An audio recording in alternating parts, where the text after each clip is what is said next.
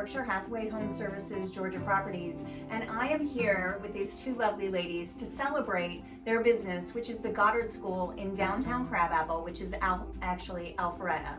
Debbie Braun and Stephanie Didier are a mother-daughter team that own and operate this business, and they have stood the test of time here in Crabapple.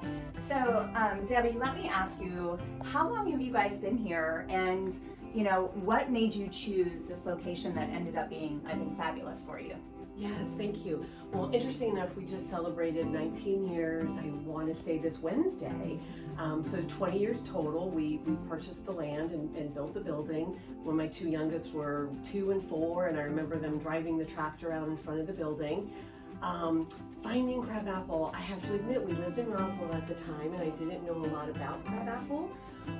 A realtor that helps us with our Goddard, locating our Goddard properties, mentioned Crabapple, and when we came to the area and saw how charming it was, we knew this is where we needed to be. There was a little bit of a feeling of build it and they will come, and I remember thinking, well, we hope so, because there certainly wasn't as much development in community. And so having a younger family at the time as well, I would come at 2 or 3 o'clock in the morning to get my work done so that I wouldn't miss my family time. And I'm telling you, there were bunny and deer that came up to the window at that point. So, I mean, there was just land everywhere. The gentleman that was the farmer next door, he had raised 17 children there. They came and introduced themselves.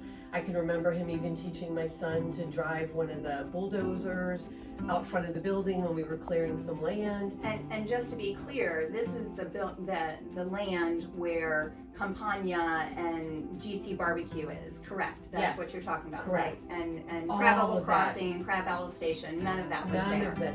None of it was here. I mean, we had the gas station, the restaurant across the street. Was owned by a couple that had been there forever. They would bake us a fresh pie and bring it into the school once a week for us. And then there was another gentleman that owned the rug company on the corner. And I remember going in to, greet the neighbors and introduce myself. And I always say, like 4 or 5 hours later, I came out having had a Coke from his Coke machine, showing me pictures and photographs and carriages and stagecoaches that used to go up and down the streets that we now have our businesses and homes on. So people really have a pride about Crabapple, wouldn't you say? Like that history, it always has been kind of like historical Crabapple, but now it's become Crabapple, downtown Crabapple. It's kind of two different things. It is. I mean, I have to say, we still go by saying that our location is historic Crabapple. We even had certain building codes, the angles of our roof, the colors that we had to use were all dictated by historic Crabapple.